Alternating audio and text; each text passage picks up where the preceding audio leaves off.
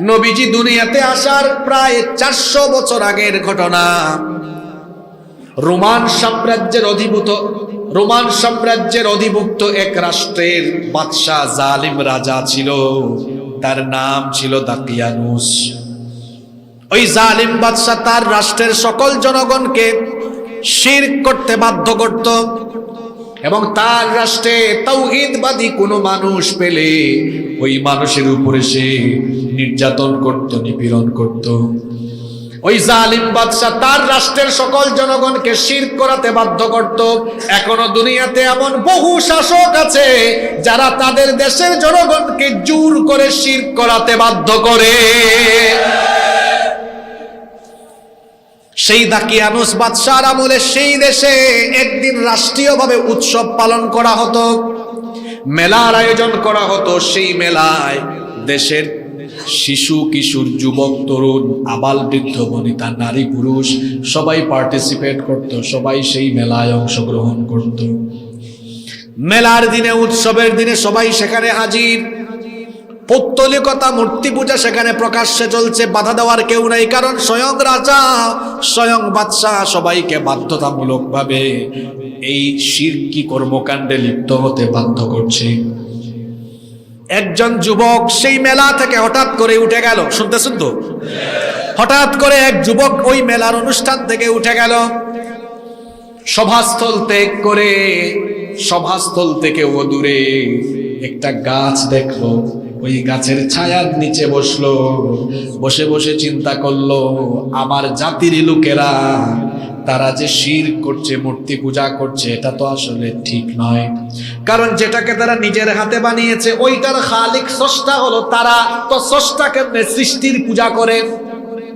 তার বিবেক বাধা দিল। সে ভাবলো আসলে স্রষ্টা তো হবেন তিনি, সকল কিছুকে বানিয়েছেন যিনি, সুতরাং তার ইবাদত করা দরকার। এই জন্য সে ওখান থেকে উঠে গাছের ছায়ার নিচে বসে থাকলো। জোরে বলেন কয়জন আসলো? আরো জোরে বলেন। কিছুক্ষণ পর দেখা গেল ওই অনুষ্ঠানস্থল থেকে আরেকজন যুবক উঠে গেছে। ওঠার পরে সে দেখে একা একজন যুবক একটা গাছের ছায়ার নিচে বসে আছে। সে ভাবলো আমিও ওখানে যাই। সেও ওখানে গেল, চুপচাপ বসে থাকলো। আরো কিছুক্ষণ পরে আরো একজন যুবক উঠে গেল, সেও ওখানে গেল। হইল কয়জন? এইরকম যেতে যেতে যেতে যেতে মোট চলে গেল অনুষ্ঠান স্থল ত্যাগ করে 7 জন। জুড়ে বলেন কয়জন? এই 7 জন যুবক ওই গাছের ছায়ার নিচে বসে আছে। কেউ কারো সাথে কথা বলে না। কথা না বলে তো বেশিক্ষণ থাকাও যায় না। এই জন্য প্রথমে যে যুবক এসেছিল ওই যুবক বাকিদেরকে বলল, ভাই এত বড় অনুষ্ঠান চলে, অনুষ্ঠান ত্যাগ করে আপনারা এখানে আসছেন কেন? বাকিরা বলল, ভাই আপনি প্রশ্ন করছেন, আপনি তো প্রথমে আসছেন, প্রশ্নটাও আপনি করছেন, আপনি আগে উত্তর দেন, আপনি কেন আসছেন? এখন ওই যুবক ভাবলো, আমি যদি উত্তর না দেই তাহলে কারো থেকে উত্তর বের করা যাবে না। কিন্তু কেন জানি মনে হচ্ছে আমি যে কারণে উঠে এসেছি তারাও হয়তো একই কারণে উঠে। এজন্য সাহস করে বলে ফেললো, ভাই আমার জাতির লোকেরা নিজেরাই মূর্তি বানিয়ে সেই মূর্তির পূজা করছে, গোটা জাতি শিরক করছে, এটা আমার বিবেক বাধা দিয়েছে। আমি মনে মনে একত্ববাদী রবের উপর ঈমান এনেছি, আমি আসলে একজন তাওহীদবাদী, একত্ববাদী। সে যখন এই কথাটা বলল, সঙ্গে সঙ্গে বাকি 6 জন যুবকও বলল, ভাই আমরাও তো আপনার মতো তাওহীদবাদী। সুবহানাল্লাহ। তাহলে 7 জনের মধ্যে এক জায়গায় মিল আছে না নাই? মিলের জায়গাটা হলো ঈমান। জুড়ে বলেন মিলের জায়গাটা কি?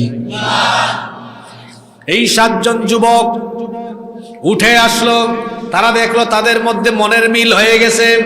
তখন তারা 7 জন মিলে কি বলাবলি করেছে, ওই যুবকদের কথা আল্লাহর কাছে এত ভালো লেগেছে।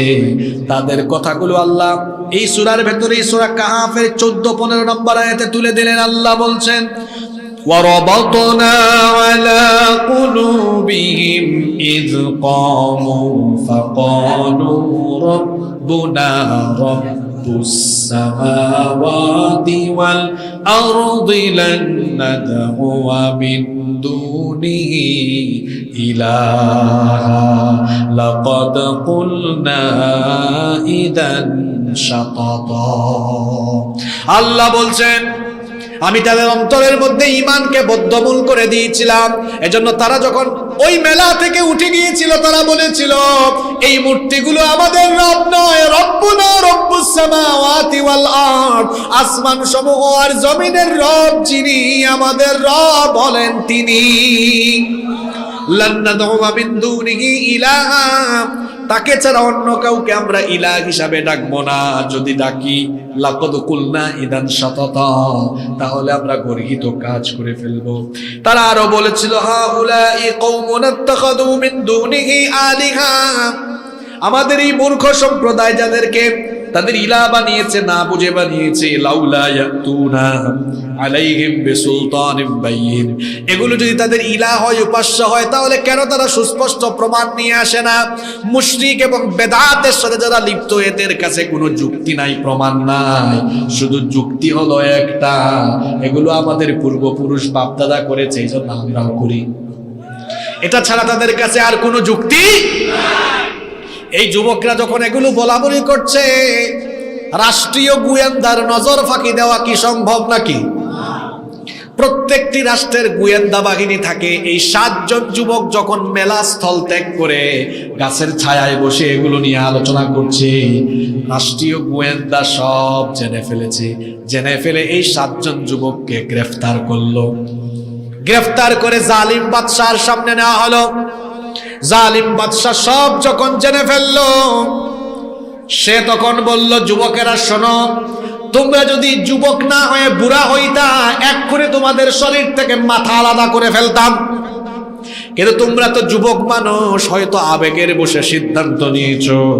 আমার রাষ্ট্রে, আমার নির্বাচনী এলাকায়, আমার দেশে তোমরা মূর্তি পূজা না করে, পৌত্তলিকতা না করে, রাষ্ট্রের আইন কানুনের তোয়াক্কা না করে, তাওহীদবাদী রবের উপর তোমরা ঈমান এনেছো। তোমরা জওয়ান মানুষ, যুবক মানুষ, এই জন্য ছাড় দিলাম, 3 দিন সময় দিলাম। আগামী 3 দিনের ভেতরে তোমাদের সিদ্ধান্ত পরিবর্তন করো। যদি পরিবর্তন না করো, তাহলে 3 দিন পরে তোমাদেরকে মৃত্যুদণ্ড দেওয়া হবে। জালিম বাদশা যুবকদেরকে সময় দিল কয়দিন? আরো জোরে বলেন, কয়দিন? যুবকরা সেখান থেকে চলে আসলো। যুবকরা নিজেরা আলাপ করছে, ভাই আমরা কি করব? আমরা 7 জন একদিকে, আর গোটা দেশ হলো একদিকে। 7 জন তো আমরা গোটা দেশের সাথে পারবো না, বাদশার সাথেও পারবো না, মারামারি লড়াই করতে পারবো না, তো আমরা কি করব? আমরা তো ঈমানও ছাড়তে পারবো না, আবার অন্যদিকে বাদশার কথাও আমরা মানতে পারবো। কি করব আমরা? তখন তারা সিদ্ধান্ত নিল, আমরা আমাদের ঈমানের হেফাজত করতে চাই, যেহেতু রাষ্ট্রের বিরুদ্ধেও আমরা লড়াই করার সামর্থ্য নাই, আবার এলাকায় থাকলেও বিপদ, আমাদের জন্য থাকলেও বিপদ, আবার রাষ্ট্রের বিরুদ্ধে লড়াইয়ে চলে গেলেও এখন বিপদ। তো কি করব? সিদ্ধান্ত নিল পরামর্শ করে, আমরা 7 জন তাহলে এলাকা ছেড়ে হিজরত করব। এই যে তারা এলাকা ছেড়ে হিজরত করার সিদ্ধান্ত নিল, টাকা পয়সা ধন দৌলতের কারণে না, ঈমানের কারণে। ঈমান বড় দামি সম্পদ। ঈমানদার ঈমানের কারণে সব ছাড়তে পারে, কারণ ঈমান হলো দুনিয়ার সবচেয়ে বড় সম্পদ। সবচেয়ে বড় সম্পদের নাম হলো ঈমান। আরো জোরে বলেন। এবার 7 জন যুবক আরম্ভ করলো, পথ চলা আরম্ভ করলো, হাঁটা আরম্ভ করলো, হিজরত করবে। তারা যখন পথ চলতে লাগলো, একটা কুকুর তাদের পিছু নিল। জোরে বলেন, কি পিছু নিল? এই কুকুরকে তারা তাড়ায়, এই যা যা, আসিস না। যতই তাড়ায়, কুকুর আরো তাদের পিছু নেয়। এই কুকুরটাকে তারা তাড়ানোর চেষ্টা করে, কিন্তু কুকুর তাদের কথা শোনে না। শেষ পর্যন্ত 7 জন যুবক চিন্তা করলো, তাহলে কুকুরও আমাদের সাথী হয়ে যাক, কুকুরকেও আমরা নিয়ে চলি। এবার তারা ওই কুকুর সহ পথ চলা আরম্ভ করলো। যেতে যেতে যেতে যেতে বিরাট একটা পর্বতের পাশ দিয়ে যাচ্ছিল। ওই পর্বতমালার মুখে একটা গুহা ছিল। বিস্তীর্ণ গুহা দেখে ক্লান্ত শান্ত অবস্থায় তারা ভাবলো তাহলে আমরা এই গুহার মধ্যে ঢুকে যাই। এবার তারা গুহার মধ্যে যখন প্রবেশ করলো, গুহার মধ্যে প্রবেশ করার পরে তারা আল্লাহর কাছে দোয়া করলো দুইটা। জুড়ে বলেন কয়টা? আপনারা আছেন না ঘুমাই গেছেন? 10 মিনিট ধৈর্য থাকবে তো? খুব ইন্টারেস্টিং জায়গায় নিয়ে আসছে, সবার মনোযোগ যেন থাকে। যুবকরা কোথায় ঢুকলো? জোরে বলেন কোথায়? কোথায়? গুহায় ঢুকার পরে আল্লাহর কাছে দোয়া করে চেয়েছে কয়টা জিনিস? কি দোয়া করলো শুনেন। আল্লাহ তাআলা বলছেন, ইয আওয়াল ফিতয়াতু ইলাল কাহফি ফাকালু রব্বানা আতিনা মিন লাদুনকা রাহমাতাও ওয়া হায়্যি লানা মিন আমরিনা রশাদা। আল্লাহ বলছেন যখন তারা গুহায় ঢুকলো, গুহায় আসলো, তখন তারা দোয়া করেছিল রব্বানা আতিনা মিন লাদুনকা রাহমা। রব্বানা, হে আমাদের রব, আতিনা আমাদেরকে দান করো, আমাদেরকে দাও, মিন লাদুনকা তোমার তরফ থেকে, রাহমা মানে রহমত। আল্লাহ তোমার তরফ থেকে আমাদেরকে রহমত দান করো। এটা হলো একটা দোয়া। আর 2 নম্বরে চেয়েছিল ওয়াহাইয়্যি লানা মিন আমরিনা রশাদা। ইমানের কারণে ঘর বাড়ি সবকিছু ছেড়ে দিয়ে এসেছি, ইমানের এই পথ আমরা জানি কঠিন। ওয়াহাইয়্যি লানা মিন আমরিনা রশাদা, আমাদের পথকে তুমি সহজ করে দাও। তারা চেয়েছে আল্লাহর কাছে, আল্লাহ পথ চলা সহজ করে দাও। 2টা দোয়া করেছে, আল্লাহ আমাদেরকে রহমত দাও আর আমাদের পথটাকে সহজ করে। 2টা দোয়া কবুল করেছেন কে? আল্লাহ বললেন, ও যুবকেরা, তোদের ঈমান আমার কাছে এত পছন্দ হয়েছে, তোরা ঈমানের কারণে তোদের ঘর বাড়ি পরিবার পরিজন এমনকি নিজের এলাকা ছেড়ে দিলে আমাকে ছাড়লি না। ঈমানের কারণে সব ছেড়ে দিয়ে এখন আমার কাছে রহমত চেয়েছিস, তোদেরকে আমি এই রহমত চেয়েছিস, রহমতে দিব। কেমনে আল্লাহ তাদেরকে রহমত দিলেন শুনেন। আল্লাহ পরের আয়াতে বলছে, ফাদরাবানা আলা আযানিহিম ফিল কাহফি সিনিনা আদাদা। আল্লাহ বলছেন তোরা রহমত চেয়েছিস, এমন রহমত দিলাম, তোদের কান বন্ধ করে দিয়ে তোদেরকে আমি কয়েক বছরের জন্য ঘুম পাড়ায় রাখলাম। সুবহানাল্লাহ কইতে ইচ্ছে করে না? আপনারা বলবেন হুজুর এরা চাইলো রহমত, আল্লাহ ঘুম দিলেন কেন? ঘুমের চেয়ে বড় রহমত আছে নাকি? আর ঘুমের চেয়ে বড় রহমত আছে? এটা যদি বুঝতে চান তো শোনেন, জগতে এমন বহু মানুষ আছে, আপনার এলাকায়ও আছে, খোঁজ নিয়ে দেখবেন, বহুত টাকা পয়সা আছে, ক্ষমতাও আছে, রাতের বেলা বিছানার এপাশ থেকে ওপাশে গড়াগড়ি করে, ঘুম, টাকা পয়সা, ক্ষমতা, সুন্দরী বউ সবই আছে, কিন্তু ঘুম। সারাদিন রিক্সা চালিয়েছে, ভ্যান চালিয়েছে, খেতে কাজ করেছে, বাজারও করতে পারে নাই। সন্ধ্যার পরে বউকে বলেছে, বউ কি আছে? কয় কিছুই নাই। কয় আলু আছে কিনা দেখো তো। কয় আছে। কয় সরিষার তেল দিয়ে আলু ভর্তা বানাও।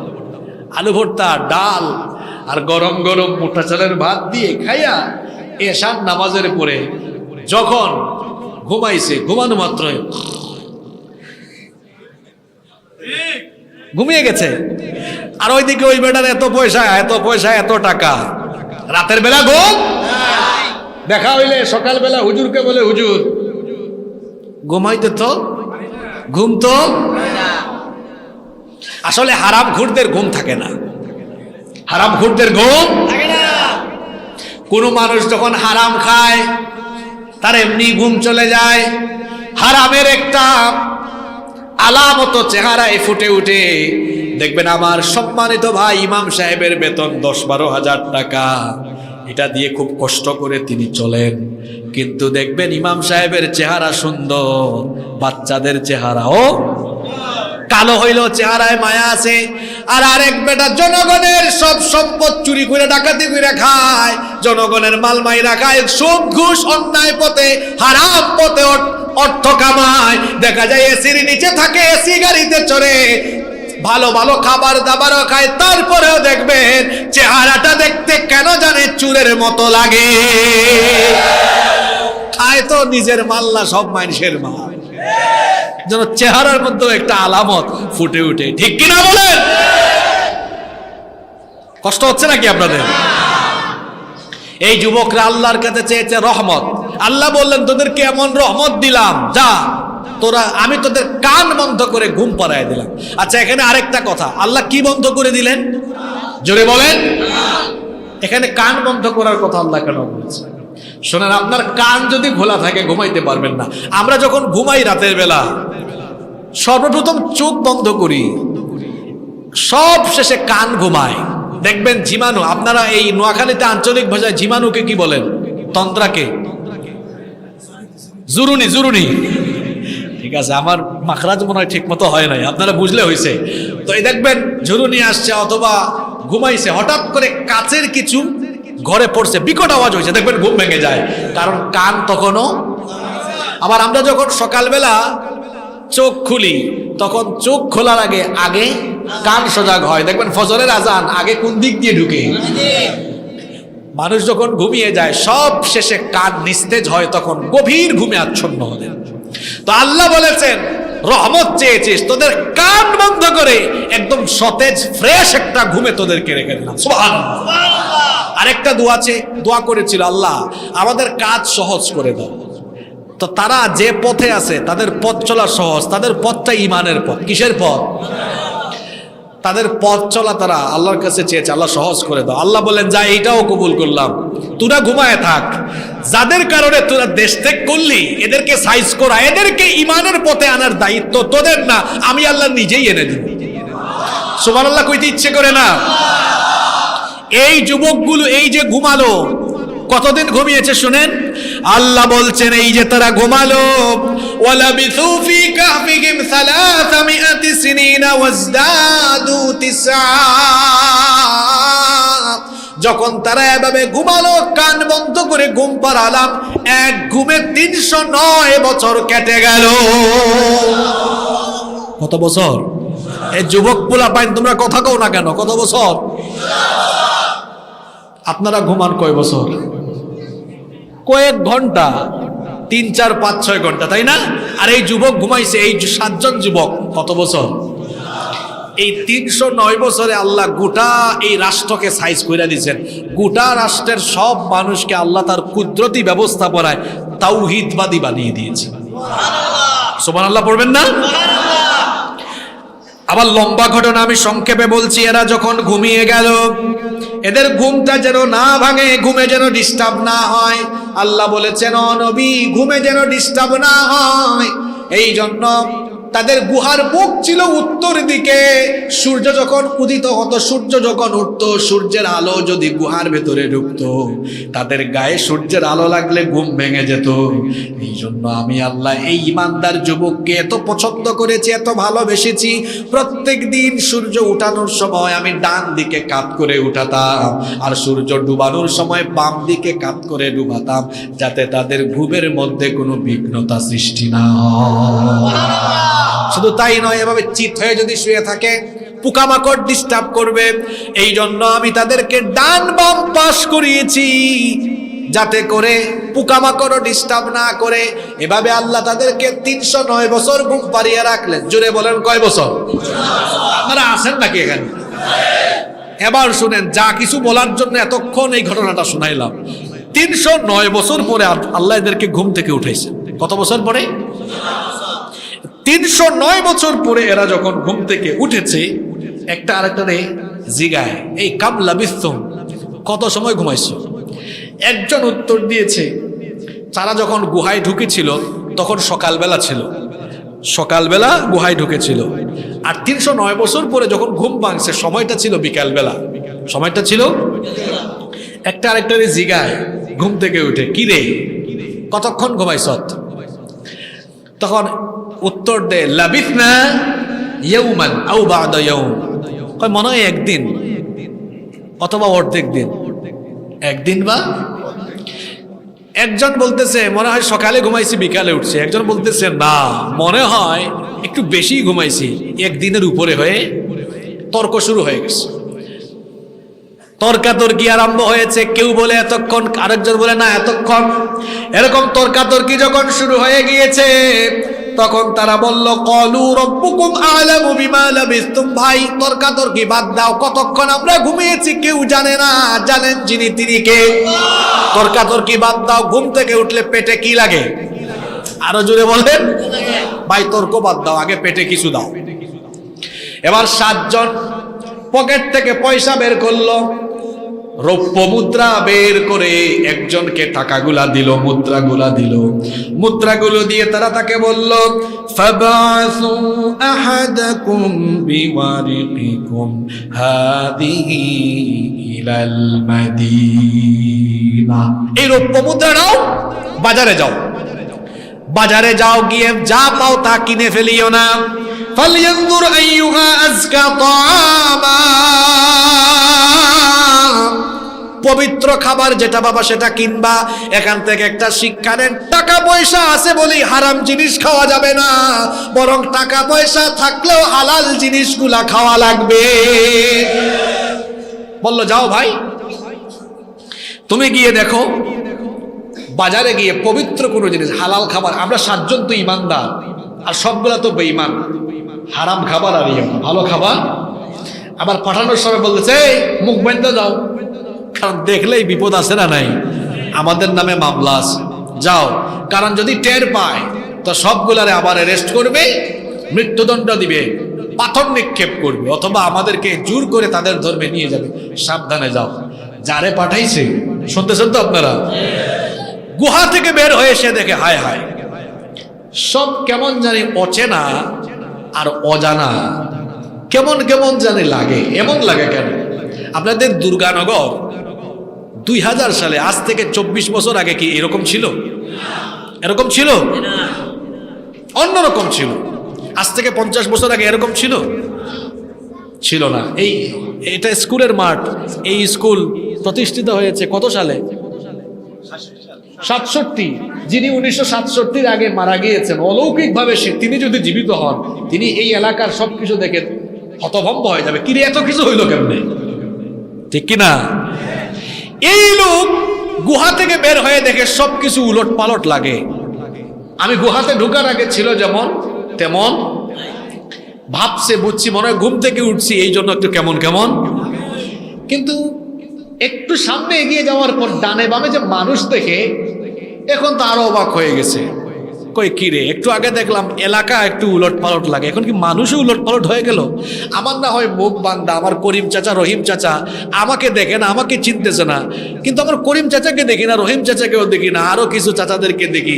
আবার আমার এলাকার এত যুবক ছেলে পেলে ছিল, কাউরে দেখি না, সব দেখি নতুন নতুন লাগে। পরে ভাবতেছে বুঝছি, মনে হয় আমাদের এলাকায় অন্য কোনো রাষ্ট্র থেকে কোনো প্রতিনিধি দল বেড়াতেও তো আসতে। ভাবতেছে কিরে, মানুষও নতুন লাগে, এলাকাও নতুন লাগে, কি হইল ঘটনা?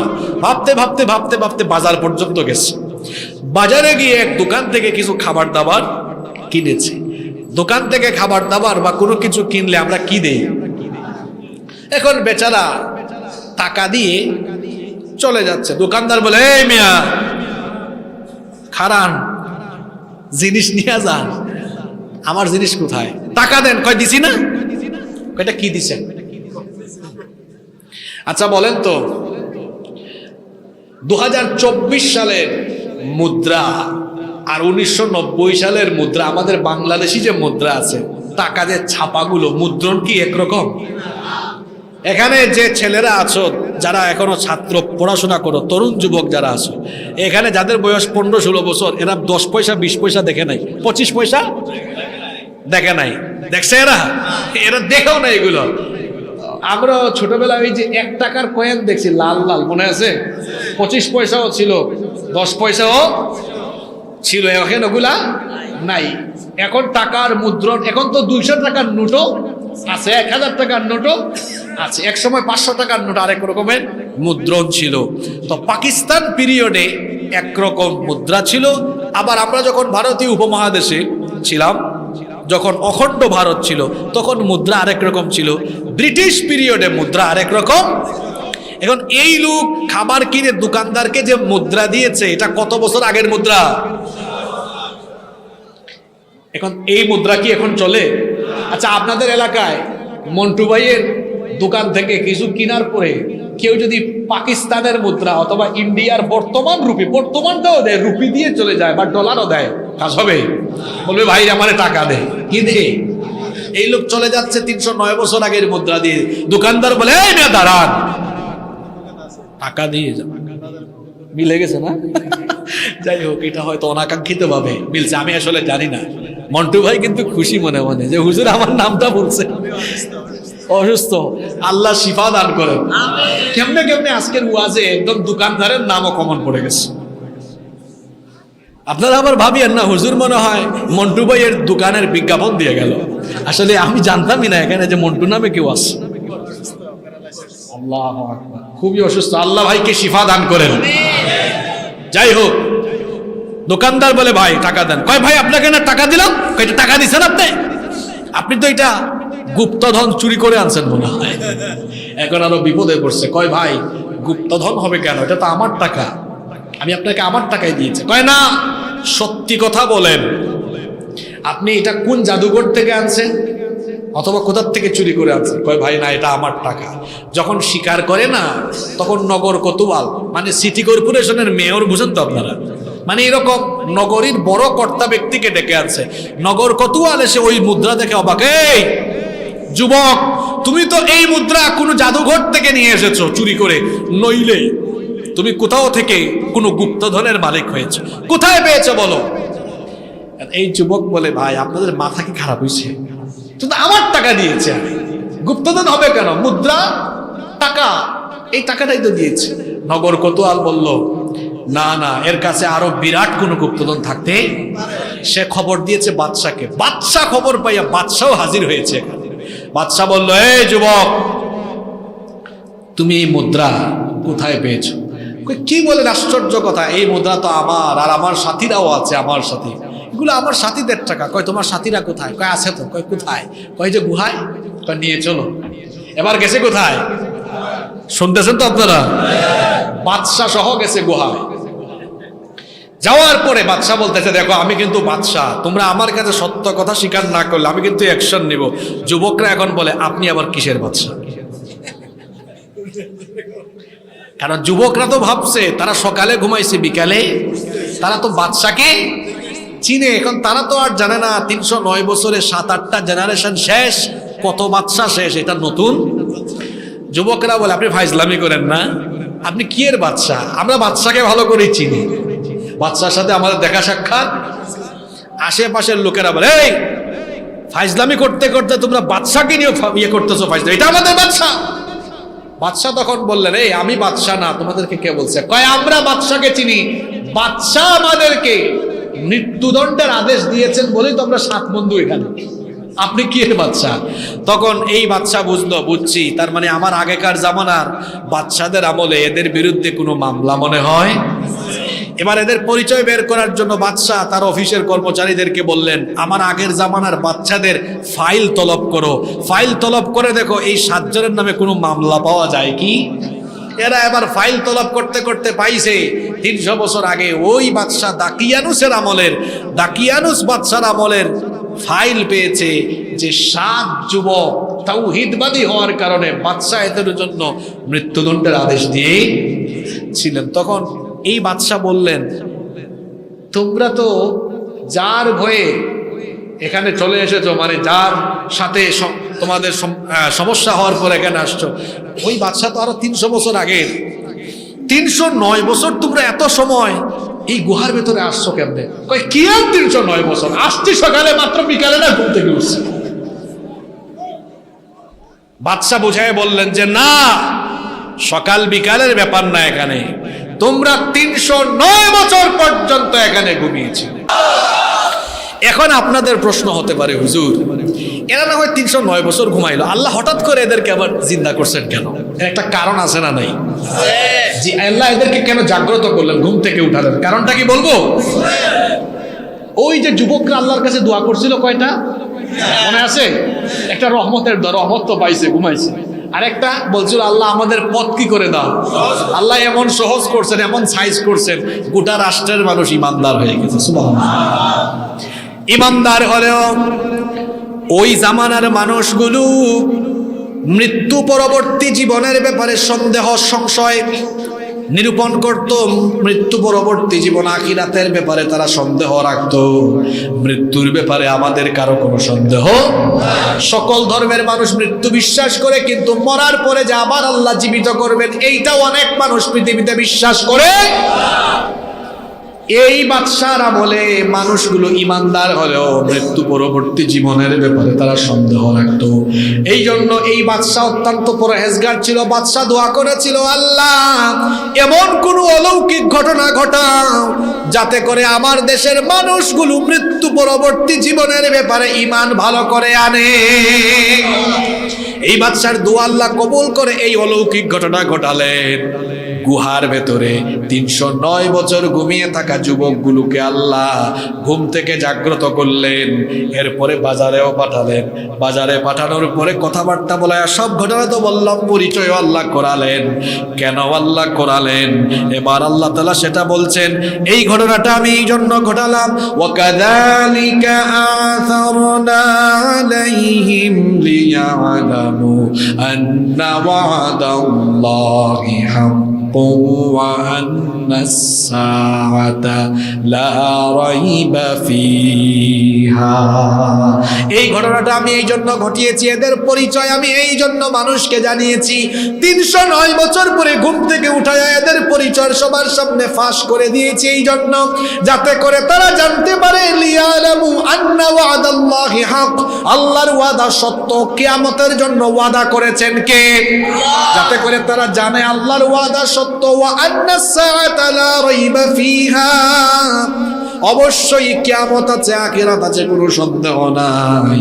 আল্লাহ তাআলা ওই রাষ্ট্রের মানুষদের চোখের সামনে 309 বছর ঘুমিয়ে থাকা যুবকগুলোকে ঘুম থেকে জাগ্রত করে চোখের সামনে এই ঘটনা দেখায়া আল্লাহ বুঝাতে চাইলেন 309 বছর একটানা ঘুম পাড়িয়ে রাখার পরে আল্লাহ যদি ওদেরকে ঘুম থেকে উঠায়া তোমাদের সাথে কথা বলাতে পারে, তো তোমরাও যদি মরার ঘুম দাও, তোমরাও যদি মৃত্যু করো, মরার পরে আবার আল্লাহ তোমাদেরকে জীবিত করে তোমাদের সাথে কথাবার্তা বলে হিসাব নিকাশও নিতে পারবে। পারবেন কিনা? পারবেন কিনা? এই হলো আসহাবে কাহাফের ঘটনা। ঘটনাটা বলে মজা দেওয়ার জন্য আসি নাই। এখান থেকে 4টা শিক্ষা নিয়ে বাড়ি যান। কয়টা শিক্ষা? জোরে বলেন কয়টা? শুনতেছেন তো সবাই? এই 4টা মুখস্থ করবেন। এক নম্বর শিক্ষা হলো আজকের এই গোটা আলোচনা থেকে ভবিষ্যতের কোনো কথা বা কাজের ক্ষেত্রে বলতে হবে ইনশাআল্লাহ। নইলে নবীজির কাছে ইনশাআল্লাহ না বলার কারণে ওহী আসতে লেট হয়েছিল কয়দিন। এজন্য ভবিষ্যতের কথা বা কাজের ক্ষেত্রে বলতে হবে ইনশাআল্লাহ। এটার আবার সঠিক ব্যবহার হবে না অপব্যবহার হবে। এরপরে আসেন 2 নম্বর শিক্ষা হলো জালিমের সামনে সত্য কথা বলতে কখনো ভয় পাওয়া যাবে না। এই 7 জন যুবককে অ্যারেস্ট করে গোয়েন্দা বাহিনী যখন জালিম বাদশার সামনে নিয়েছিল, জালিম বাদশা বলেছিল, যুবকরা আমার কাছে যে তথ্য এসেছে মামলার অভিযোগ কি সত্য? যুবকরা তখন ভয় পাইয়া চুপচাপ হয়ে গেছিল। যুবকরা তখন বলেছিল, হ্যাঁ যা শুনেছেন সত্য, আমরা 7 জন আল্লাহর উপরে ঈমান এনেছি। এই 7 জন যুবক তারা জানতো এই কথার পরে আমাদের মৃত্যু হতে পারে, এই জালিম বাদশা আমাদের যে কোনো ক্ষতি করে ফেলতে পারে, এটা জেনেও তারা জালিমের সামনে সত্য বলেছে। সুতরাং এই নোয়াখালীর যুবকদেরকে আসহাবে কাহাফ থেকে শিক্ষা নিয়ে নোয়াখালীর যুবকদেরকে গুহাবাসী যুবকের মতো সাহসী হতে হবে। জালিমের সামনে জীবন যদি শঙ্কিত হয়ে যায় তাও সত্য কথা বলতে হবে। যুবকরা পারবে তো? কোন জালিমের রক্তচক্ষুকে ভয় করা যাবে না। গুহাবাসী এই যুবকদের মতো সাহসী হয়ে কোরআনের পতাকা তোলে, ইসলামের পতাকা তোলে ঐক্যবদ্ধ হয়ে আল্লাহর দ্বীনের পথে অটল থাকতে হবে। জালিমকে ভয় করা যাবে না। আল্লাহ এরকম হওয়ার তৌফিক দেন।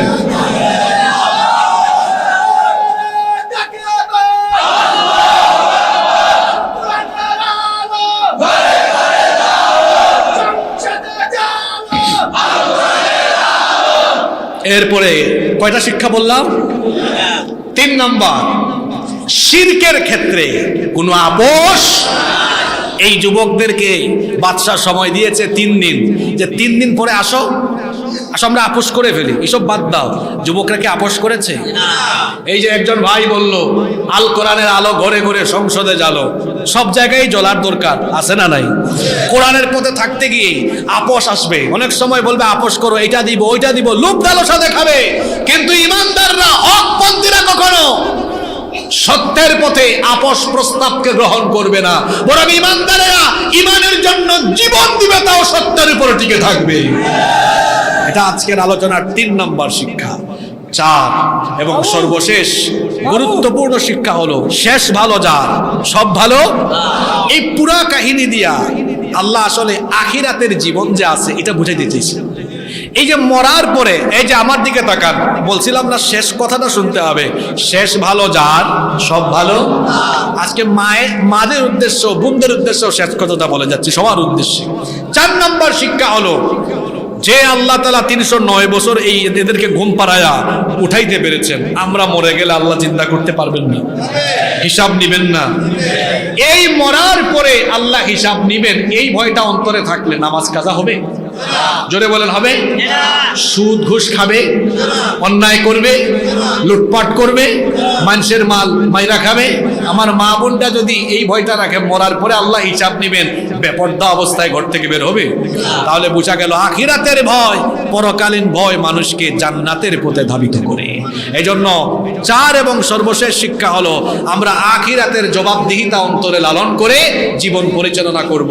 সূরাতুল আল কাহাফ, এই সূরাটি কোরআনুল কারীমের অত্যন্ত ফজিলতপূর্ণ একটি সূরা। এই সূরার অনেক ফজিলত রয়েছে।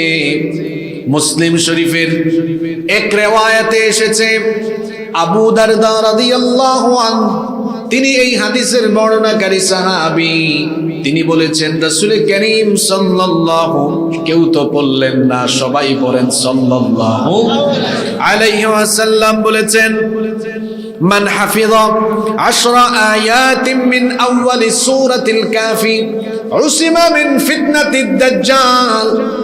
নবীজি বলেছেন যে ব্যক্তি সূরাতু আল কাহাফের প্রথম 10টা আয়াত মুখস্থ করবে, আল্লাহ তাআলা ওই ব্যক্তিকে দাজ্জালের ফিতনা থেকে বাঁচিয়ে দিবে। ওয়া ফি রিওয়ায়াতিন উখরা, আবার মুসলিম শরীফের অন্য রিওয়ায়াতে এসেছে, আল্লাহর হাবিব বলেছেন, মান হাফিযা 10 আল-আওয়াখির মিন সূরাতিল কাফি উসিমা মিন ফিতনাতিল মাসীহিদ দাজ্জাল। নবীজি বলেছেন যে ব্যক্তি সূরাতু আল কাহাফের শেষের 10টা আয়াত মুখস্থ করবে, আল্লাহ তাআলা ওই ব্যক্তিকে দাজ্জালের ফিতনা থেকে রক্ষা করবে। মুসলিম শরীফের 2 রকম বর্ণনা, এক হাদিসে এসেছে প্রথম 10 আয়াত, অন্য হাদিসে এসেছে শেষের 10 আয়াত। আবার নাসাঈতে হাদিস এসেছে সাধারণভাবে 10টা আয়াতের কথা বলা হয়েছে। নাসাঈর বর্ণনায় হাদিস এসেছে, নবীজি বলেছেন, মান ক্বারা 10 আয়াতিন মিন সূরাতিল কাফি উসিমা মিন ফিতনাতিদ দাজ্জাল। এখানে প্রথম দিকের 10 আয়াতের কথাও বলা হয় নাই, শেষের 10 আয়াতের কথাও বলা হয় নাই। বলা হয়েছে যে ব্যক্তি সূরা কাহাফের 10 আয়াত মুখস্থ করবে, এটা প্রথম দিকেও হতে পারে, শেষের দিকেও হতে পারে, কোনো অসুবিধা। দাজ্জালের ফিতনা হলো দুনিয়ার সবচেয়ে ভয়ঙ্কর ফিতনা। মহাবিশ্ব সৃষ্টির পর থেকে কিয়ামত পর্যন্ত যত ফিতনার আবির্ভাব হবে, যত বিপদ আসবে, মুসিবত আসবে, সবচাইতে বড় ভয়াবহ ফিতনার নাম হলো দাজ্জালের ফিতনা। কারণ দাজ্জাল মক্কা আর মদিনা ছাড়া, আবার অন্য হাদিসে এসেছে মসজিদে তুর এবং মসজিদে আকসা, 2 রকম রিওয়ায়াতে মোট 4টা জায়গা পাওয়া যায়। এই 4টি স্থান ব্যতীত গোটা দুনিয়াতে দাজ্জাল সফর করবে আর মানুষকে ঈমান হারা করার জন্য চেষ্টা করবে। এজন্য নবীজি বলেছেন দাজ্জালের ফিতনা হলো দুনিয়ার সবচেয়ে ভয়ঙ্কর ফিতনা। দাজ্জাল যখন দুনিয়ায় আগমন করবে, তার যখন আত্মপ্রকাশ হবে, সেই ফিতনার সময়টা এত ভয়াবহ হবে। সকালবেলা মানুষ ইমানদার থাকবে, কিন্তু দাজ্জালের ফিতনায় পড়ে বিকালবেলা কাফির হয়ে যাবে। বিকালবেলা সন্ধ্যাবেলা মুমিন থাকবে, সকালবেলা কাফির হয়ে যাবে। এইরকম ভয়াবহ একটা পরিস্থিতি গোটা দুনিয়া দেখবে। এই দাজ্জালের এক হাতে থাকবে জান্নাত, আর এক হাতে থাকবে জাহান্নাম। তবে ওইটা আসল না, ওইটা হলো ফেক, ওইটা হলো নকল। নবীজি বলেছেন দাজ্জাল মানুষকে এসে বলবে, দেখো আমার এক হাতে জান্নাত আছে, আমার উপর ঈমান আনো তো জান্নাত দিয়ে দিব। নাউযুবিল্লাহ। নবীজি বলেছেন দাজ্জাল বলবে, ও ঈমান আনো, ঈমান আনলে আমার জান্নাতে ঢুকাবো, নইলে জীবনের মায়া ছাড়ো, আমি তোমাকে মেরে ফেলবো, এই যে আমার জাহান্নামে তোমাকে ফেলে দিব। নবীজি বলেছেন দাজ্জালের জামানায়, দাজ্জালের ফিতনায় পড়ো না, বরং হাসি মুখে দাজ্জালের দেখানো জাহান্নামে ঝাঁপ দিও। দাজ্জালের দেখানো জাহান্নামে ঝাঁপ দিয়ে দেখবা ওইটা জাহান্নাম নয়, বরং ওইটা হলো ঈমানদারের জন্য জান্নাতের ফুল বাগান। দাজ্জালের অনেক ফিতনার ঘটনা হাদিসে এসেছে। দাজ্জাল মানুষকে জান্নাত জাহান্নাম বিলায়া দিবে। জান্নাত আর জাহান্নামের ঠিকাদারি যেমন জান্নাত আর জাহান্নামের কথা মানুষকে বলবে, আমি জান্নাত দিব, আমি জাহান্নাম দিব। দুনিয়াতে দাজ্জাল আবির্ভাবের আগে, দাজ্জালের আত্মপ্রকাশের আগে তার অনুসারীরা দাজ্জালীয় কাজ চালাবে। দাজ্জাল আসার আগে আমরা দেখতে পাচ্ছি দাজ্জালের অনুসারীরাও দাজ্জালের মতো যাকে তাকে জান্নাত বিলিয়ে দিয়ে থাকে। এ জান্নাত কি তোর বাপের লাগে রে? তুই যাকে তাকে জান্নাত দিস, জান্নাতের ফয়সালাকারী কে? দাজ্জালের অনুসারীরা মানুষকে জান্নাত আর জাহান্নাম আগে থেকেই বিলায়া দিচ্ছে। নবীজি বলেছেন দাজ্জালকে চিনবা কেমনে? আল্লাহর হাবিব বলেছেন মাকতুবুন বাইনা আইনাইহি কাফারা, তার এই কপালের মধ্যে কোন কোন রিওয়ায়াতে এসেছে কাফারা, আরবি এই তিনটা অক্ষর, আবার কোন কোন রিওয়ায়াতে এসেছে কাফির লেখা থাকবে। অশিক্ষিত মানুষ কিন্তু যদি ঈমান থাকে, পড়ালেখা না জানলেও ঈমানদার, অশিক্ষিত ব্যক্তিও দাজ্জালের কপালে লেখা এই কাফির শব্দটা পড়তে পারবে। এখন আপনারা বলতে পারেন হুজুর পড়ালেখা না জানা ব্যক্তি আবার কেমনে পড়তে পারে? পড়ালেখা না জানলেও ঈমান যদি থাকে সে পড়তে পারবে এই কারণে, কারণ তার অন্তরের মধ্যে ঈমানের নূর থাকার কারণে ওই ব্যক্তির অন্তর্দৃষ্টি যিনি খুলে দিবেন তিনি কে? আর কাফির ব্যক্তি সে যদি উচ্চ শিক্ষিত হয়, সবকিছু পড়তে পারলেও কুফরিতে থাকার কারণে, কুফরির অন্ধকারে থাকার কারণে অন্তর্দৃষ্টিহীন হয়ে যাবে। এই জন্য দাজ্জালের কপালের কাফিরের কাছে পড়তে পারবে না, দাজ্জালের অনুসারী হয়ে যাবে। পৃথিবীর এমন কোন পয়গাম্বার নাই যেই পয়গাম্বার তার উম্মতকে দাজ্জালের ব্যাপারে সতর্ক করেন নাই। এই জন্য নবীজি বলেছেন মা মিন নাবিয়্যিন ইল্লা ওয়াকাদ আনযারা উম্মাতাহুল আওয়ারাল কাযযাব, এমন কোন পয়গাম্বার নাই, এমন কোন নবী রাসূল নাই যেই নবী রাসূল তার উম্মতকে মিথ্যাবাদী, কাযযাব, অন্ধ, কানা দাজ্জালের ব্যাপারে সতর্ক করেন নাই। নবীজি বলেছেন সাবধান, আলা ইন্না মাসিহাদ দাজ্জাল আওয়ারুল আইন, শোনো দাজ্জাল এসে নিজেকে রব বলে দাবি করবে, কিন্তু দাজ্জালের একটা চোখ হবে কানা, দাজ্জাল হবে অন্ধ, দাজ্জাল হবে কানা। আল্লাহর হাবিব বলেছেন আমাদের রব যিনি তিনি হলেন সকল দুষ্টুতির ঊর্ধ্বে। এই দেখেন মাথার উপরের আসমান কত সুন্দর, পায়ের তলার জমিন কত সুন্দর, আসমান জমিনের মাঝখানে চলাফেরা করা, বিচরণ করা মানুষের চেহারা কত সুন্দর, আকাশ কত সুন্দর, গাছ গাছালি, পরিবেশ, সমুদ্র, পাহাড় পর্বত, নদ নদী, সবকিছু কত সুন্দর। সবকিছুকে যিনি সুন্দর করে বানিয়েছেন তিনি কি? দুনিয়া সুন্দর, মানুষ সুন্দর, আসমান সুন্দর, জমিন সুন্দর, সুন্দরে সুন্দরে পাল্লা, জানি না কত সুন্দর তুমি আল্লাহ, জানি না কত সুন্দর তুমি আল্লাহ। আলহামদুলিল্লাহ পড়ে। দাজ্জাল হবে অন্ধ, দাজ্জাল হবে কানা, শুধু তাই নয়, তার অনেক বর্ণনা হাদিসে এসেছে। নবীজি আরো বলেছেন, সে দুই পা দুই দিকে দিয়ে ছড়িয়ে দিয়ে ওই যে খতনা করার পরে ছেলেরা যেভাবে হাঁটে ওইভাবে করে হাঁটবে। এই দাজ্জাল গোটা দুনিয়াতে ভয়াবহ ফিতনা ছড়িয়ে দিবেন। দাজ্জালের ভয়ঙ্কর ফিতনা থেকে আল্লাহ রেহাই দিবেন। যে সূরার প্রথম বা শেষের 10টা আয়াত মুখস্থ করলে সেই সূরার নামটা জানি কি? সবাই জোরে বলেন। আপনারা দাজ্জালের ফিতনা থেকে বাঁচতে চান তো? সূরা কাহাফের প্রথম দিকের বা শেষের দিকের 10টা আয়াত মুখস্থ করতে পারবো না আমরা? কোরআন মুখস্থ করা কঠিন না সহজ?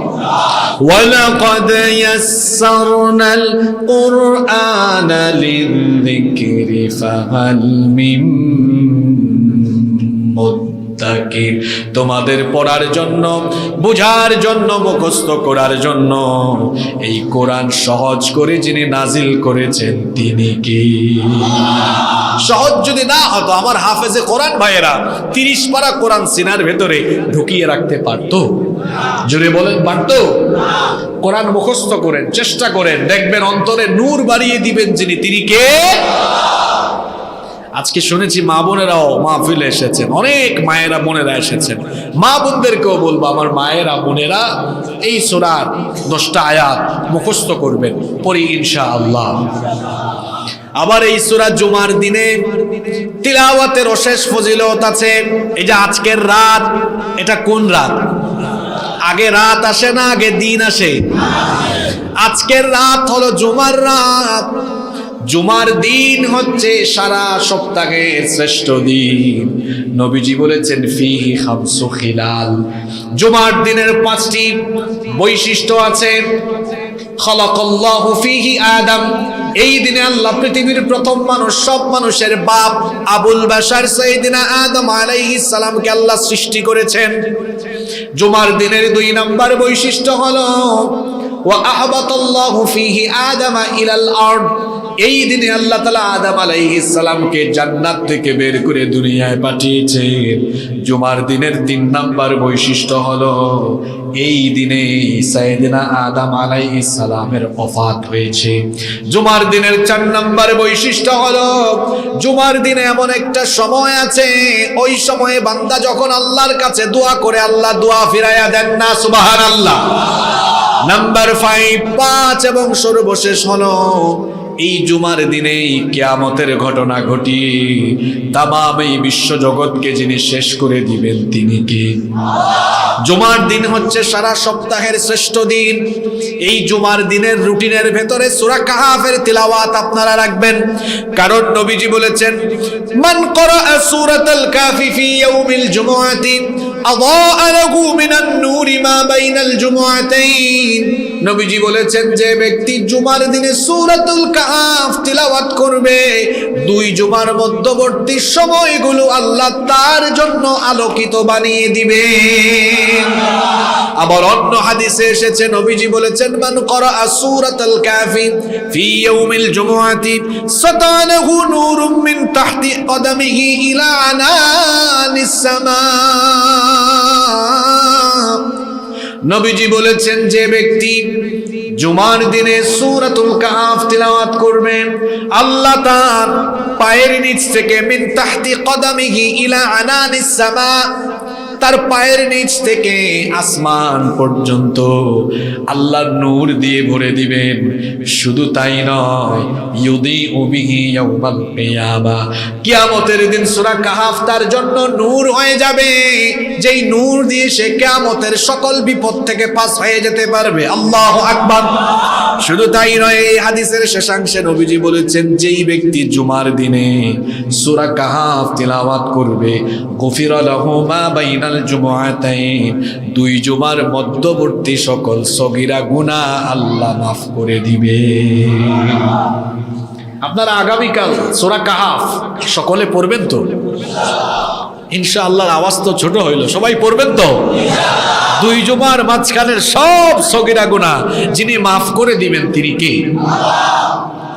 অন্য হাদিসে এসেছে নবীজি বলেছেন, মান করা সূরাতুল কাফি ফি ইয়াউমিল জুমআতি ফাহুয়া মাসুমুন ইলা 8 আইয়ামিন মিন কুল্লি ফিতনাতিন তাকুন।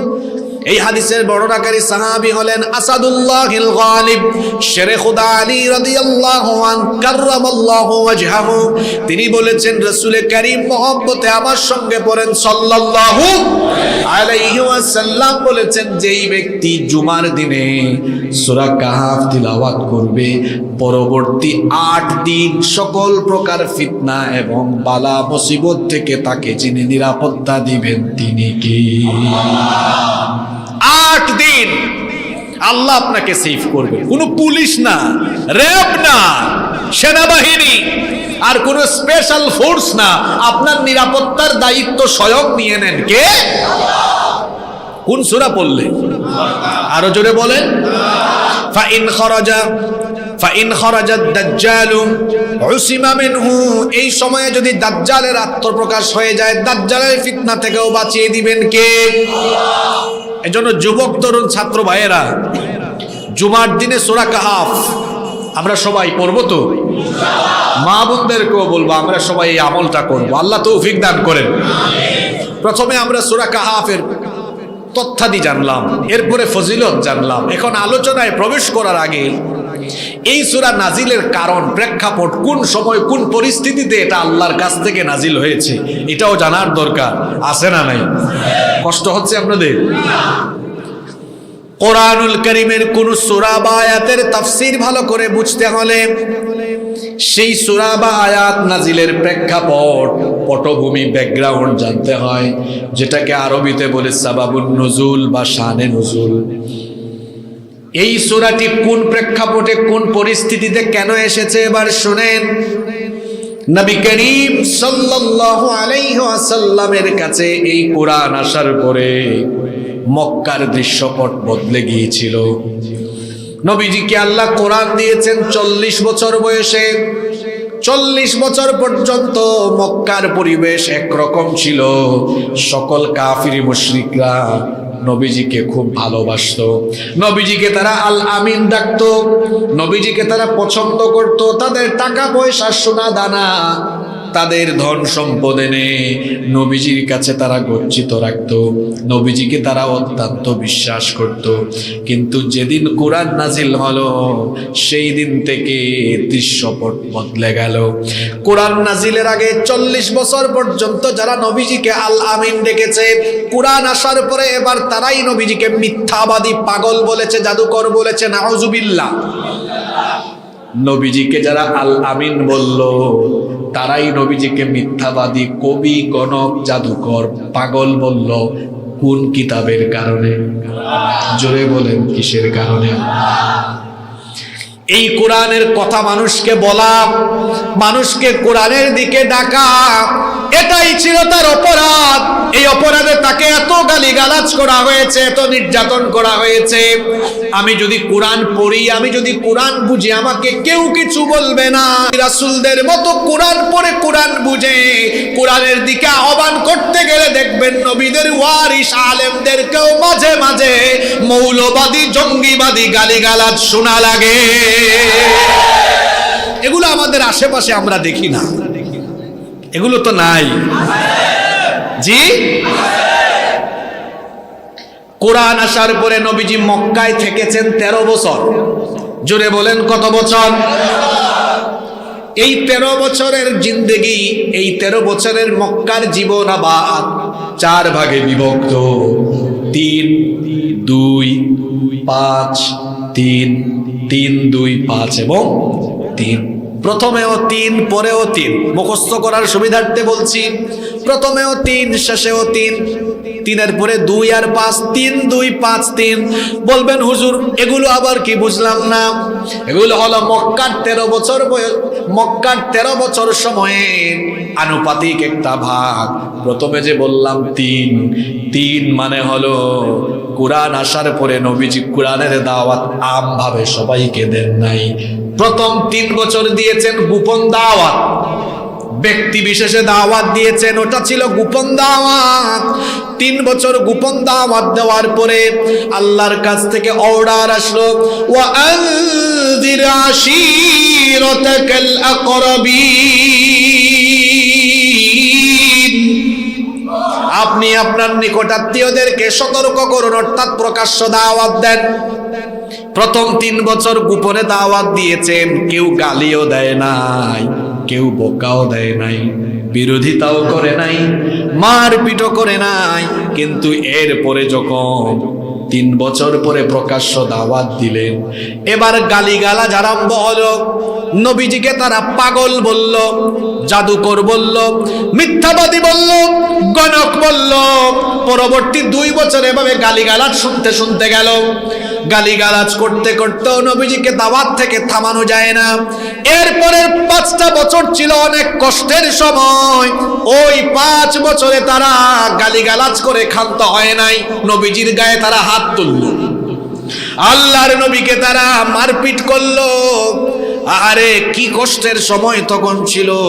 বুখারীতে হাদিস এসেছে, নবীজি কাবার চত্বরে সালাত আদায় করছেন, এক নিকৃষ্ট কাফির উকবা বিন আবি মুঈত এসে তার গামছা দিয়ে নবীজিকে পেঁচায়া কাবা শরীফের চতুর্দিকে টানা হেঁচড়া করেছে। সাইয়েদিনা আবু বকর সিদ্দিক রাদিয়াল্লাহু আনহু এই চিত্র দেখলেন।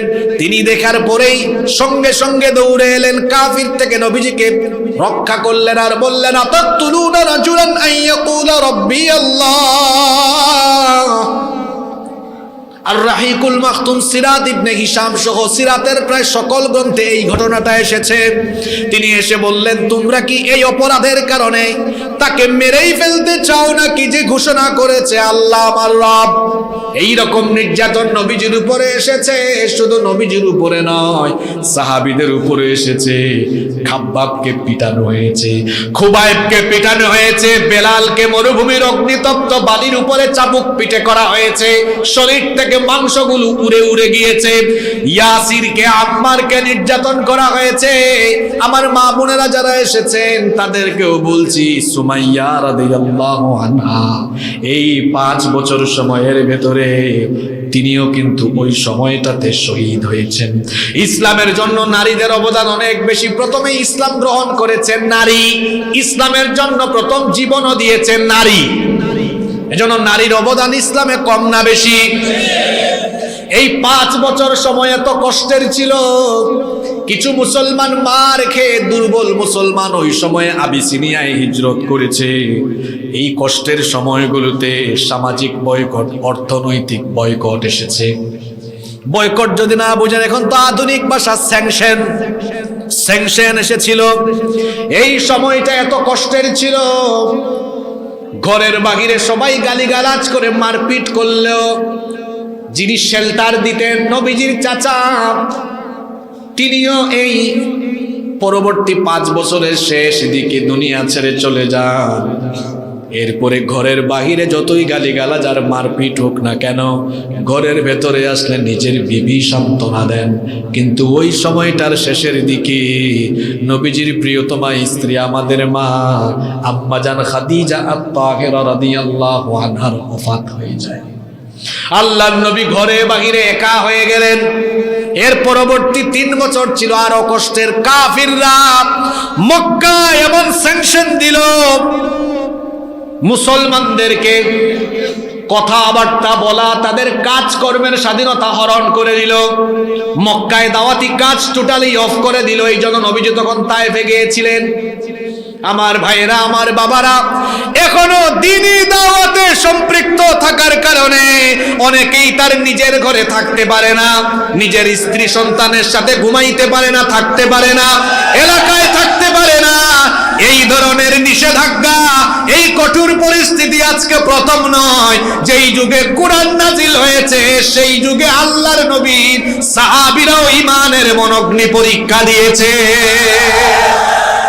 সুতরাং এই অগ্নি পরীক্ষা আসলে ইমানদাররা ভীত হবে, ইমানদার হবে এমন সেই ইমানের কারণে ইমানি আন্দোলনের পথে ইস্তেকামত থাকতে গিয়ে স্ত্রী সন্তান ঘর বাড়ি আর এলাকা নয়, প্রয়োজনে জীবনের মায়া ত্যাগ করে শাহাদাতের ঈদগাহে শামিল হবে, জালিমের সামনে মাথা নত করবে না।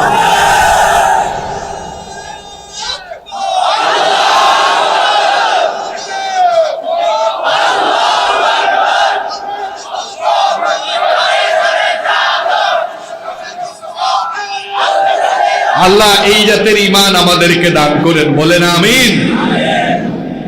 শেষের 3 বছরের কথা বলছেন। তায়েফে গিয়েও নবীজি মার খেলেন, নবীজিকে হত্যার পরিকল্পনা হলো। আল্লাহর তরফ থেকে হিজরতের অর্ডার আসলো। কোরআন আসার পরে মক্কায় ছিলেন কত বছর? যুবকদের আওয়াজ এত ছোট হয় কেন? কোরআন আসার পরে নবীজি মক্কায় থাকলেন কত বছর?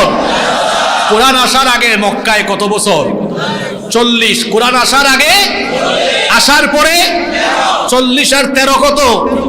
এরপরে মদিনায় আরো 10, হইল কত? মনে থাকবে? মক্কার 13 বছর, কোরআন আসার পরে। এটাকে আমরা কয়টা ভাগে ভাগ করেছি? 3, 2, 5। প্রথম 3 বছর গোপন না প্রকাশ্য? গোপন। পরের 2 বছর প্রকাশ্য দাওয়াত। বিনিময়ে কি? না মাইন না, গালিগালাজ। আগে কি? কোরআনে আছে না, ইয়া আইয়ুহাল্লাযী নুজ্জিলা আলাইহিয যিকরু ইন্নাকা লামাজনুন। কাফিরদের কথা কোরআনে আছে। তারা যে গালিগালাজগুলো করতো, কাহিন বলতো, শাইর বলতো, মাজনুন বলতো, তাদের ভাষাগুলো কোরআনে তুলে দিয়েছেন কে? কেন তুলে দিয়েছেন জানেন? আপনাদের জন্য। আমরা তো অনেকে আছি যে আমরা দাওয়াত দিলে কিংবা আমরা কাজ করলে, আমাদের কোনো সমালোচনা করলে, গালিগালাজ করলে আমরা উল্টা রিয়াকশন দেখাই। দাওয়াতি ময়দানে একটু গন্ডারের চামড়া লাগাইয়া থাকতে হবে। বলবেন হুজুর গন্ডারের চামড়া মানে কি? মানে মানুষ অনেক কিছুই বলবে, আপনি এগুলা শুনবেন না। যে মানুষ কাজ করে সে কখনো ফালতু কাজ, সমালোচনা বা অহেতুক কথাবার্তা বলার সময়ই পায় না।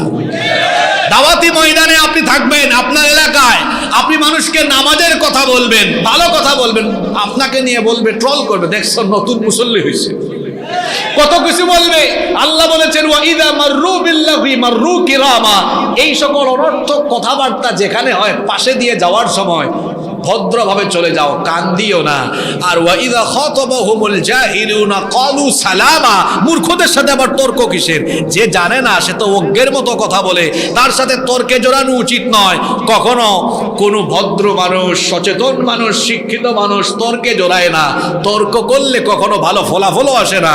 এই জন্য যারা তর্ক করতে চায় তাদেরকে সালাম দিয়ে কেটে পড়াই সবচেয়ে ভালো। আল্লাহ তৌফিক দান করেন। 3, 2, 5, 3 এই সূরাটা নাজিল হয়েছে ওই 3, 2, 5 গোপন প্রকাশ্য দাওয়াতের পরে 5 বছর যখন খুব মারপিট চলে, খুব নির্যাতন, ওই সময়টাতে সূরা কাহাফ নাজিল হয়েছে। তাহলে সূরা নাজিলের সময়টা সহজ না কঠিন? জোরে বলতে হবে, সহজ না কঠিন? এই সূরার শানে নজুল বলছি, শুনেন কোন প্রেক্ষাপটে আসলো। কাফিররা গালিগালাজ করে, মারপিট করেও যখন নবীজির দাওয়াত থেকে নবীজিকে তারা থামাতে পারে না, কাফিররা এবার বৈঠক আহ্বান করলো, কাফিররা মিটিং আহ্বান করলো। মিটিং আহ্বান করে কাফির নেতারা একজন আরেকজনকে জিজ্ঞেস করে, কি ব্যাপার, তাকে আমরা এত গালিগালাজ করি, এত মারপিট করি, তার সাথীদেরকেও আমরা এত নির্যাতন করি, কিন্তু তাদেরকে ঈমানের পথ থেকে দূরে সরানো যায় না। তারা বলল, মুহাম্মদ, আমরা বলি সাল্লাল্লাহু আলাইহি ওয়াসাল্লাম। সে বলে তাকে নাকি নবুয়ত দেওয়া হয়েছে, সে বলে তার কাছে নাকি ওহী আসে, আসমানি কিতাব আসে। এখন আমরা তো নবুয়ত বুঝি না, ওহীও বুঝি না, আসমানি কিতাবও বুঝি না। শুনেছি ইয়াসরিব, মদিনার আগের নাম হলো ইয়াসরিব। শুনেছি ইয়াসরিবে ইহুদি আলেমরা আছে। ইহুদিরা নবুয়ত বুঝে, ওহীও বুঝে, আসমানি কিতাবও বুঝে, কারণ তাদের কাছে আসমানি কিতাব আছে। তো আমরা এক কাজ করি, আমাদের মধ্য থেকে প্রতিনিধি ইহুদিদের কাছে পাঠাই। তারা বলল, ইহুদিদের কাছে যদি আমরা মুহাম্মদ, আমরা বলি সাল্লাল্লাহু আলাইহি ওয়াসাল্লামের কাছে জিজ্ঞেস করি, হয়তো তারা কোনো সমাধান দিবে অথবা আমাদেরকে কোনো পরামর্শ দিবে। কাফিররা মিটিং এর সিদ্ধান্ত মোতাবেক, ঘটনা শুনতেছেন তো, কাফিররা মিটিং এর সিদ্ধান্ত মোতাবেক তাদের 2 জন কাফির নেতাকে প্রতিনিধি বানিয়ে মদিনায় পাঠালো। জোরে বলেন কয়জন? এক কাফিরের নাম হলো নজর বিন হারিস, আরেক কাফিরের নাম হলো উকবা বিন আবি মুঈত। এই 2 কাফির নেতা ইয়াসরিবে গেল, মদিনায় গেল, গিয়ে ইহুদি আলেমদেরকে বলল, আমরা আপনাদের কাছে সমস্যায় পড়ে এসেছি, কিছু পরামর্শের জন্য এসেছি। তারা বলল, কি পরামর্শ বলো? কাফির নেতারা বলল, আমাদের এলাকায় আব্দুল্লাহর ছেলে মুহাম্মদ, আমরা বলি সাল্লাল্লাহু আলাইহি ওয়াসাল্লাম, সে আমাদের এলাকার বাসিন্দা, আমাদের এলাকার কুরাইশ বংশে তার জন্ম, আমাদের চোখের সামনে তার শৈশব কৈশোর যৌবন গিয়েছে, আমাদের চোখের সামনে বড় হয়েছে। এখন হঠাৎ করে সে আমাদেরকে বলে তাকে নাকি নবুয়ত দেওয়া হয়েছে, সে নাকি নবী। সে আবার আমাদেরকে এটাও বলে তার কাছে নাকি ওহী আসে, তার কাছে নাকি আসমানি কিতাব নাজিল হচ্ছে। এখন এটা কেমন কথা বলেন? আমাদের এলাকার একটা গরিব ঘরের ছেলে আমাদের চোখের সামনে বড় হলো, হঠাৎ করে সে তাকে বলে সে নাকি নবী হয়ে গেছে। এটা কি মানা যায়? আমরা এটা বিশ্বাস করি না।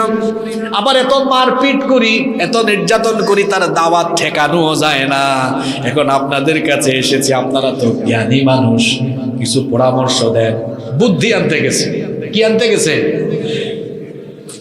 এখন ইহুদি আলেমরা বলল, ঠিক আছে, আমরা তার ব্যাপারে তোমাদেরকে পরামর্শ দিব, তবে এর আগে তার চলন বলন, কথন, ওঠা বসা, চলাফেরা, তার মুআমালাত মুআশারাত সম্পর্কে আমাদেরকে জানাও, তার চরিত্র সম্পর্কে বলো। ওই দুই কাফির নেতা তখন বলল, মিথ্যা বলে লাভ নাই, মানুষ হিসাবে সে অত্যন্ত ভালো, জন্মের পর থেকে আজ পর্যন্ত কোনোদিন আমরা তাকে মিথ্যা বলতে শুনি নাই। এত মার্জিত ভাষায় সুন্দর করে কথা বলে, মুচকি হেসে হেসে এত সুন্দর কথা বলে, অত্যন্ত মিষ্টভাষী মানুষ, বড় চমৎকার কথা বলে, তার চরিত্র এত সুন্দর, কষ্ট পায় কিন্তু কাউকে কষ্ট দেয় না, দুঃখ পায় দুঃখ দেয় না, মানুষের বোঝা সে নিজে বহন করে, সে অত্যন্ত আমানতদার, তার কাছে কিছু আমানত রাখা হলে তার খেয়ানত সে করে না। কাফিররা ইহুদিদেরকে নবীজির চলন বলন, কথন, উঠা বসা, চলাফেরা সব কিছু সম্পর্কে তথ্য দিল।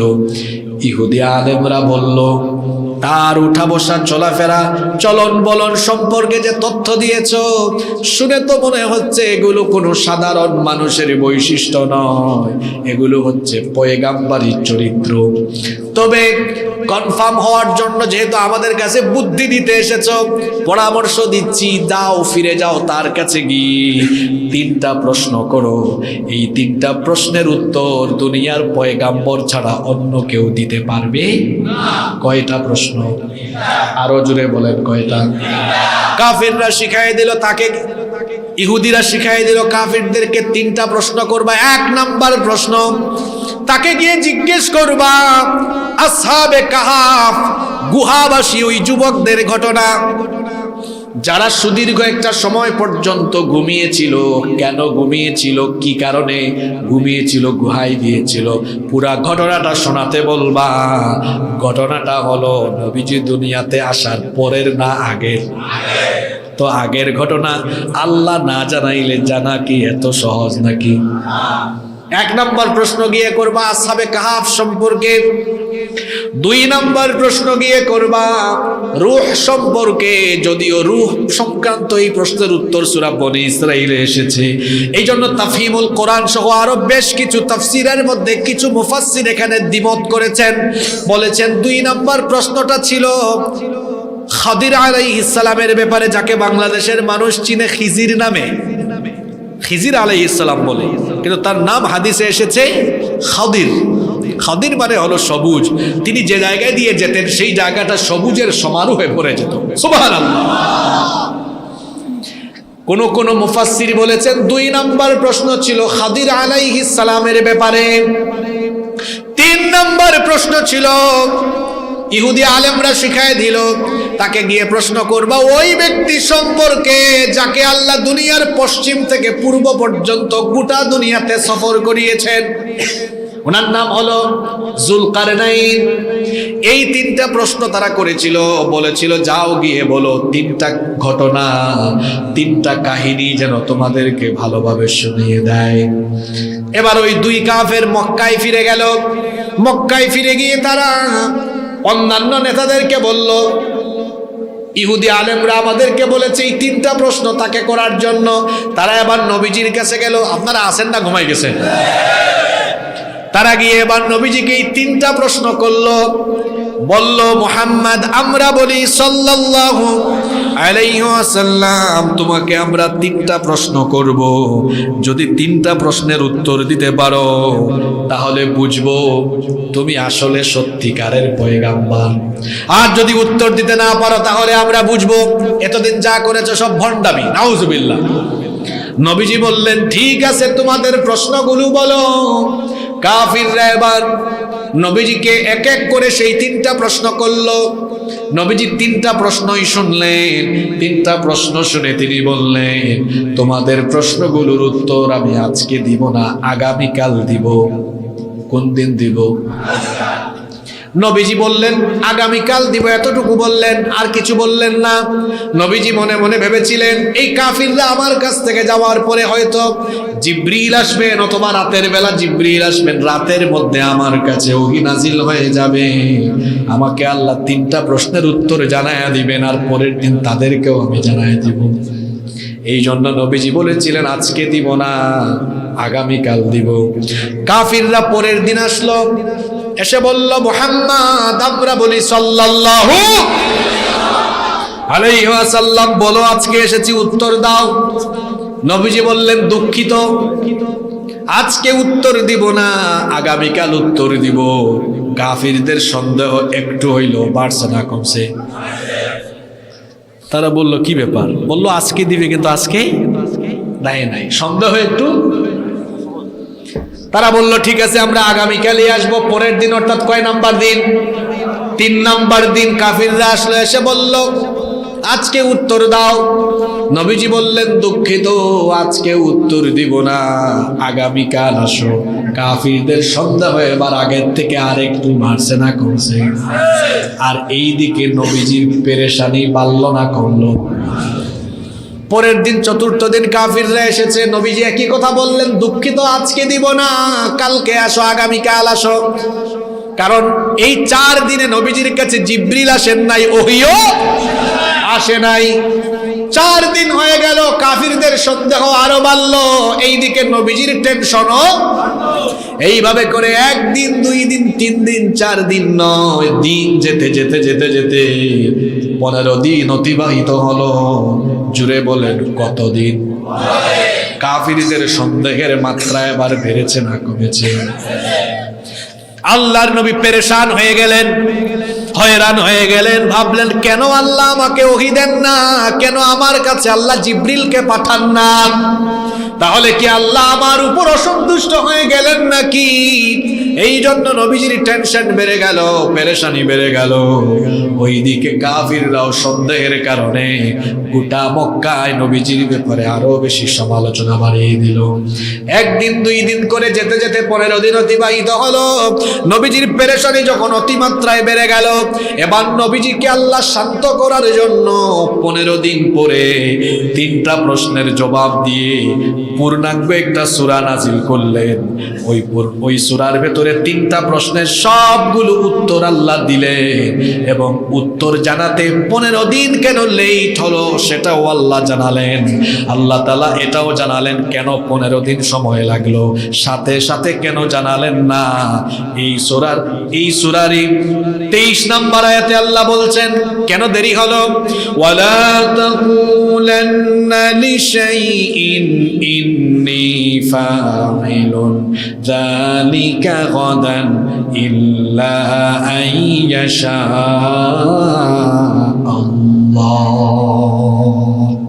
আল্লাহ কারণ জানালেন, ও নবী, ইনশাআল্লাহ বলা ছাড়া আগামীকাল আপনি কিছু বলবেন এটা আপনি বলিয়েন না। তাহলে উত্তরগুলো আসতে লেট হলো কি না বলার কারণে? ইনশাআল্লাহ। জোরে বলেন ইনশাআল্লাহ। পয়গম্বরকেও আল্লাহ ছাড় দেন নাই, নবীকে আল্লাহ ছাড় দেন নাই। নবীজি আপনি যে উত্তর দিলেন আগামীকাল বলবো, আপনি কি নিজে থেকে উত্তর দিবেন না? আমি যদি আপনাকে উত্তরগুলা না শিখায় দেই, না জানায় দেই, আপনার বলা উচিত ছিল কাফিরদেরকে আগামীকাল জানাবো ইনশাআল্লাহ। ইনশাআল্লাহ বাংলা না আরবি? অর্থ কি? ইন মানে যদি, শাহ মানে চান। কে চান? ইনশাআল্লাহ, আল্লাহ যদি। তাহলে এখান থেকে প্রথমে একটা শিক্ষা নেন, আমি আগামীতে কোনো কিছু বলবো বা করব, অবশ্যই আমি পড়বো আপনারা পড়বেন তো?